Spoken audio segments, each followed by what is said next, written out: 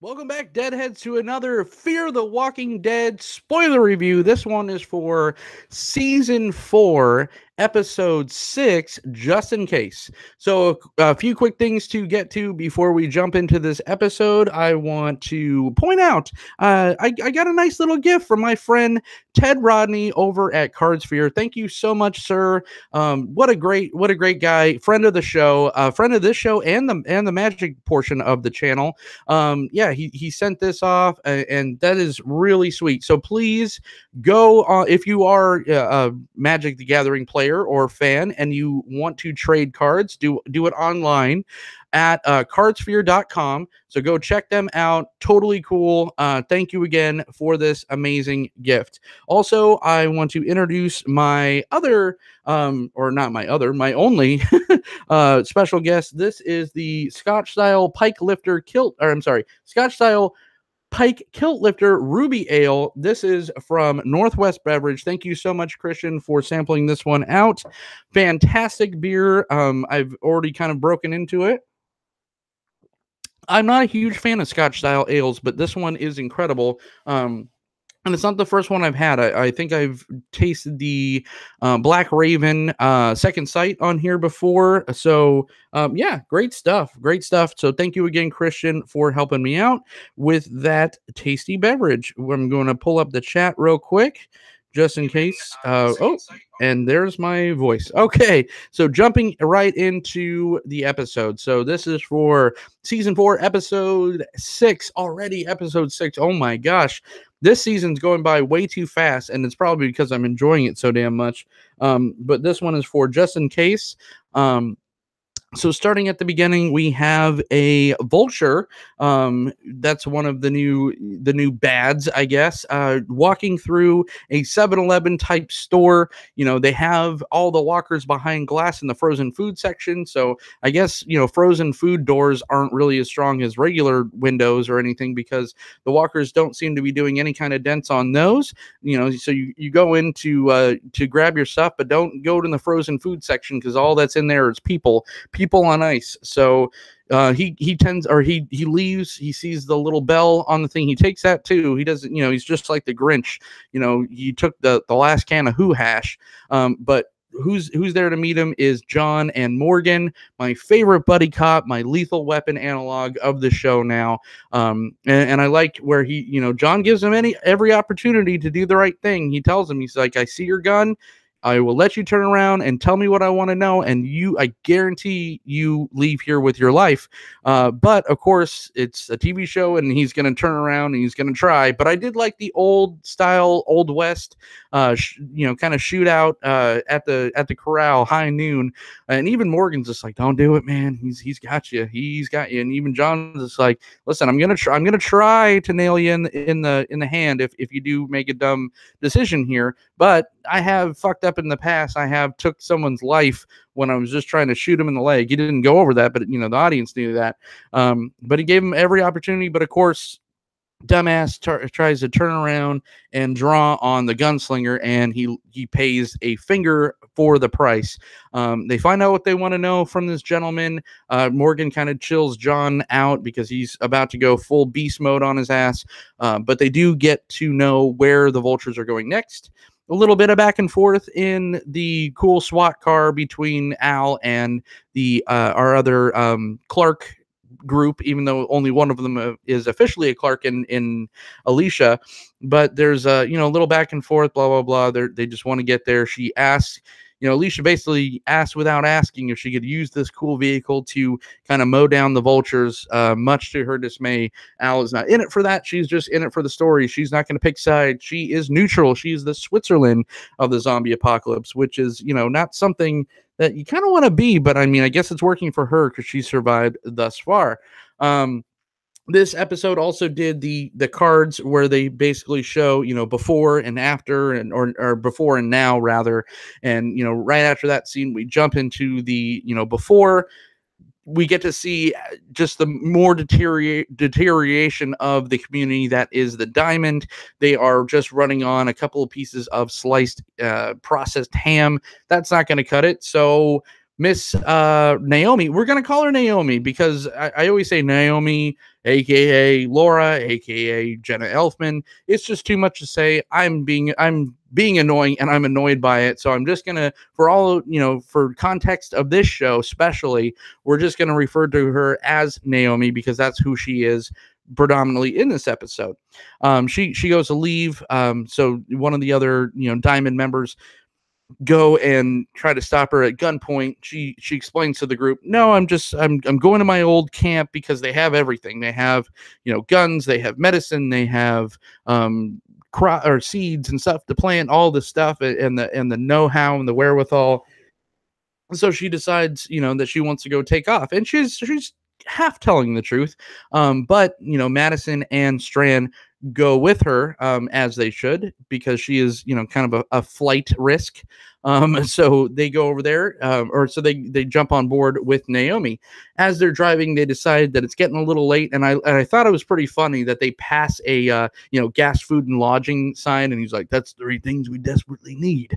And it was almost like he said it to in the case where it was like a real thing, like it was going to be a real rest stop or a real restaurant / hotel, and it wasn't in the zombie apocalypse. That's what they were expecting, which it was kind of close. I mean, it wasn't a bad place to be. It was probably a rest stop off the beaten path, so it wasn't too overrun or picked over. The rooms weren't in great shape, and all the windows were broken, so they decided not to sleep in those. But they do bust in on the office where 2 once women were I guess killed themselves over a can of beans. So they take care of those walkers, take care of their beans as well, and have a nice little powwow. They start trading stories. Strand again is very untrusting and everything, and they kind of go back to it kind of alludes to a little bit of where Strand's mindset is, because he is really getting eaten up over his contingency plan of how he almost escaped with his maybe love interest, with all these supplies in the back while everyone was starving to death. So this is really eating him up, so he's kind of taking that out on Naomi and not trusting her, and even takes the keys from her. But before all that we get to see Strand and Madison having a nice little drinking time. I love brew time between the two of them because they're sitting there, they're sharing some beverage in between themselves, and he's saying, "Why did you do that? Why did you save me? Nick was in bad shape. Madison or Alicia, wasn't feeling too good. If it was me, I would have left you." And she basically tells him, "Well, yeah, it's a good thing that I'm not you, or it's a good thing for you that I'm not you. And I like drinking with you." It does seem like it is fun to drink with Madison and Victor Strand. However, it so they start talking and everything, and this is my favorite meta moment of the episode. Is they're talking, and she's saying where they came from, and she's explaining that they came from LA and Mexico and all these things. And then Naomi says, "Oh, that was a while ago," or anything. She's like, "Yeah, it would seem like 3 lifetimes ago." So it's a nice little nod to the 3 seasons that we already had of Fear the Walking Dead. So that was a nice little nod and wink to the audience, very meta for the episode. So after that, we of course Naomi takes off, and she is a total flight risk, right? And Strand was 100% right. So she hotwires the car. No keys needed for Naomi. She is a professional flight risk. So she takes off, goes back to the FEMA site. So she was telling the truth as far as that goes, and it was a very dangerous place. I like how she gets there and she starts knocking on the windows and everything, and grouping the walkers up to the front of this facility. And then she kind of sneaks around back, finds everything she needs, literally everything she needs. She finds the food, she finds the guns, and she finds all the plans and the crops and all this, the seeds and the how-to. But instead of just leaving, that's not enough. We need to have, the big moments, the big scary moments. She decides to walk through the facility, very quietly until she trips and stumbles. She sees all where the children, I guess, of this compound kind of lived, and that's, she kind of starts losing her shit. Because we do find out in the episode prior, that, she tells Jon that she did lose a child. I think that's pretty much the only thing that we knew. We didn't know her name at that point, or that it was even a daughter, but we do kind of find that out. But she makes a lot of noise. the walkers kind of turn on her and start converging. And I don't know. I don't know, why is there scaffolding in this facility? It's so damn convenient. Everything that surrounds Naomi, even her be up to her being a ER tech or surgeon or whatever, is so so convenient. It's so funny. But you know what? She finds the magic scaffolding. She climbs up. We do get the little jump scare because she tears off the tarp and there's a walker right in her face. That was fun. I didn't think that she was in any real danger. Even though it was kind of some fun scenes in there. There were some high tension scenes.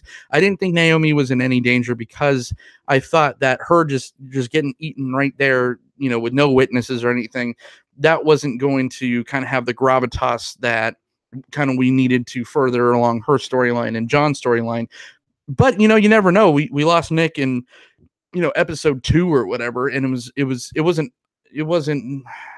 impactful, but it was a little unceremonious. So maybe they would have done it, but I just wasn't buying it. So she goes up there. She starts feeling real bad. She's talking to this little, or this big group of walkers, and she's apologizing to all her past, camp mates that she did this, and we knew we were going to get the why, because right before the rickety scaffolding kind of falls and she becomes lunch for everybody. That's when Madison and Strand kind of walk in and save the day. I don't know why there was this barrier for the walkers couldn't get through. It felt like they just really had to walk around to get to where Madison and Strand was, but really they just kind of stood there and poked him to death while Strand set up this, makeshift rig, kind of like the one that Spencer used to get out of Alexandria in season, 5 or 6 of The Walking Dead. It was just a little weird and a little convenient that, but there were some moments where Madison was getting attacked from above and below, where the little kid walkers were kind of popping out from under the bed. I thought that was kind of cool. I don't think it was on purpose, but I just kind of equated that to, when you're a child, you think that there's monsters under your bed at all times, but when you die and you become a zombie, you are the monster under the bed. I just thought that was kind of a cool thing, kind of a wink to the audience. Maybe it could have been on purpose, probably not, but I thought it was cool. So they're just kind of poking through again, some tension with Madison's rope, and Victor kind of lets it go accidentally for a second because he couldn't support the weight, but then Madison helps with that. Not a lot of, like, I didn't think that she was ever gonna fall in any of that. I thought she was pretty safe in this scene. They wind up escaping. She plants a walker in the first she tells them, she tells Strand and Madison all about her history with this FEMA group. And the history basically is that she and her daughter Rose entered the group, and they took her in as with open arms, and they kind of were helping her out, but then Rose becomes sick and Rose becomes ill with pneumonia, and instead of telling everyone, Naomi just kind of takes it in her own hands to try to find, and she also alludes that she loses her husband, probably day 1 or very early on in the zombie apocalypse, when everything starts going down. But she has Rose in there, and Rose gets sick.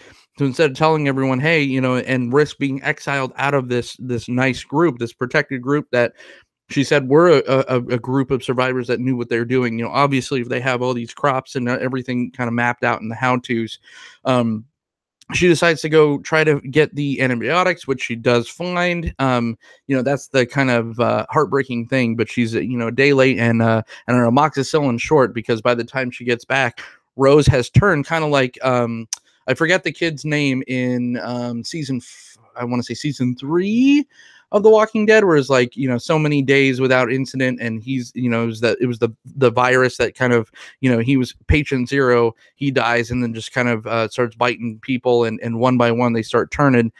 That's basically what happened here. Rose got sick with pneumonia, dies, and starts turning everyone until literally everyone became a walker, part of this little herd. So she not only is dealing with the emotion of losing a child, losing her daughter, but she's also feels that guilt and that weight of responsibility of her being the Trojan horse, basically, that destroyed this entire community. I hear a lot of stuff about her being this show's Carol. I kind of see some similarities, but not really. That it kind of stops there with her, just her being, her losing her daughter. I don't think that she is this. I don't think that she's the Carol of Fear. There's not too many connective tissues. There's not too many things to tie them together, especially with what the big kick in the nuts with what happens at the end. But they kind of go back to.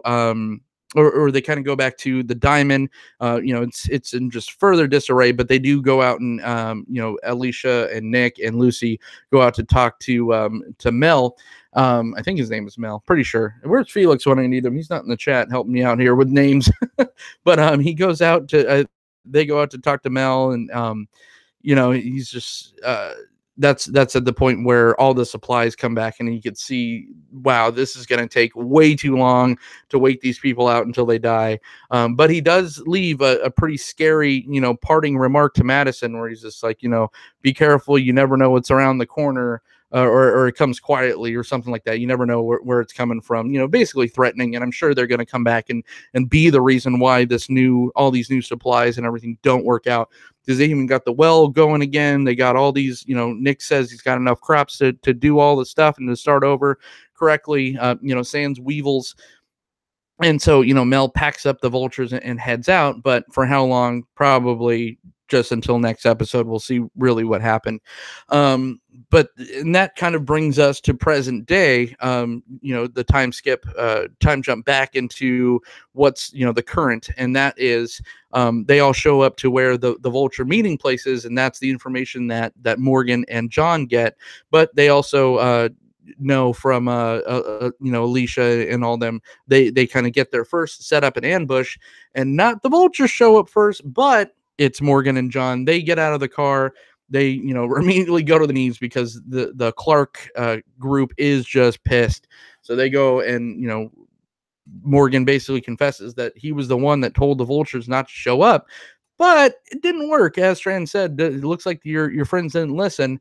They show right up. Mel pops out of the van, and we're at the standoff. We're back at the OK Corral, but instead of gunslinger versus gunslinger with 6-shooters, we have assault rifles training on each other. All the vultures versus 4 or 5 of the Clark family. It is a no way out, no win situation, and I think everyone kind of knows that lives are going to be lost, and it's probably going to be the heroes that take the brunt of this assault.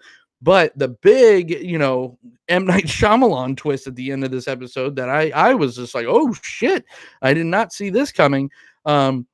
Was a very familiar voice comes over the walkie, comes over the two-way radio, and he's just like, oh, you might like this. And who shows up but Laura, Naomi, whatever, because I'm only calling her Laura now because Jon is sitting right there and he recognizes her right away. And then the thing happens where I just don't this show is just killing me because it's killing everyone. And I hope that they just didn't do what I think they did, but they probably did do it knowing how this show was going. They probably did. They run over, Jon runs over to Naomi and all this. And, the Clark family, I keep saying Clark family, but Alicia and Strand and Lucy do seem very surprised to see Naomi alive. But Jon runs over and Alicia just buckshots him right in the chest. And I'm like, no, you can't do this to me. You can't, like, Morgan. Okay, Morgan by far is the best thing about this show. Lenny James, of course, best thing about Fear the Walking Dead. He was the best thing about Walking Dead.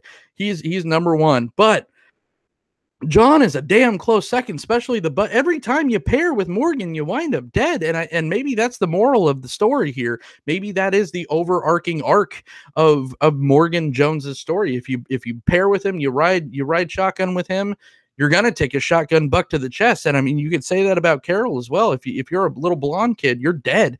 I mean, that's the death knell. If you're under the age of 12 and blonde, you might as well write your own eulogy. But I mean, anyone you pair with Morgan at this point, you could be a child, you could be a adult, you could be whatever, insert pulse. That pulse will stop because Jon takes a shot and he goes down, and we don't see. I mean, it everyone's just like, okay, I don't think Nick died in episode 2, or there was a chance where people were thinking that, but uh, you know, I didn't think there was any chance. I thought that we definitely saw Nick dying on screen. Um, and they confirmed it right away. But this one does leave the door open a little bit. Maybe Jon has a bulletproof vest on, maybe something. We didn't see any blood, at least in the chest, or him coughing it out. But yeah, just I mean, in context of the story, it might make sense. That might just be pushing. That was the big kind of, like I said, M. Night Shyamalan twist. Is we thought that Naomi, or Laura, or here I go again, was the one that was building up Jon's character, because we thought Naomi died. That's what Strand said, or whoever said it in the last episode. We thought she was just basically a plot device to put Jon over, and to make him more of a main character and a mainstay. Maybe, and we just got the rug completely ripped out from under us. Maybe Jon's dead, and it is we're setting up Naomi as not only a main character, but a main villain now. She is now, she walks out of that truck. She is one of the vultures. Who knows if she is doing that as a ruse? Who knows anything? Who knows anything about this damn show? I don't know. This show is just so fantastic. I'm eating it up with a spoon. But stop fucking killing off my favorite characters. Like, please, I can't lose any more fan favorites at this point. Like, how are they? And it just keeps showing me that this is kind of the end of the road for this show. I mean, if they're just going to kill all these people, and we still don't even know if Madison's alive or not. I mean, just have Morgan take over Alicia now, and to go meet Rick and Carol and Daryl and the rest of them, because this show is a wrap. I mean, you have no one left. If they are literally putting Jon in the ground next episode, you have no one left. Like, oh my God. And there's even talks of Al being a vulture secretly. Well, that's another thing, because she wasn't. It was freaking Naomi the whole time. But that's what I like about this show. It keeps me guessing. It keeps me coming back for more, and it keeps me thinking about it when, during the week, where The Walking Dead sometimes wouldn't. And this is not to turn into a big bashing The Walking Dead, because, whatever. But I mean, man, this episode, or this season of Fear, is really something special. So that is my spoiler review for episode 6 of Fear the Walking Dead. Just in case you're a damn traitor, Naomi. Jeez. But this is the time where I talk about my special guest. It is the Scotch style Pike Kilt Lifter Ruby Ale from Northwest Beverage, rather, not the Norse gods, but Northwest Beverage. Thank you so much, Christian. Again, not my favorite style, but a very good showing from them. I'm going to get, it's a little bit on the malty side. I'm going to give it a 3.5 out of 5. Still a great, fantastic beer. I love Pike. I love everything that Pike does. Their double stout is absolutely fantastic. This Kilt Lifter is kicking me in the face because I can't talk. But yeah, so I mean, 3.5, still a very nice, well-made beer. But just the style I'm not the biggest fan of. And again, thank you, Ted Rodney from Cardsphere, for hooking this up. You will be seeing this, everyone, audience, you will be seeing this hat featured quite often on all shows on this channel, because, like I said, Ted is definitely a deadhead, and Ted is definitely a member of the Magic Gathering community, and that's what he is promoting. So Cardsphere, if you are into Magic, go on cardsphere.com and check them out, become a member. But yeah, so that's it, Deadheads. Until next time, next week, when, man, we're getting close to the mid-season finale, I believe. Yeah, this season is going by so fast. But until next time, I'll see you, and spread the disease.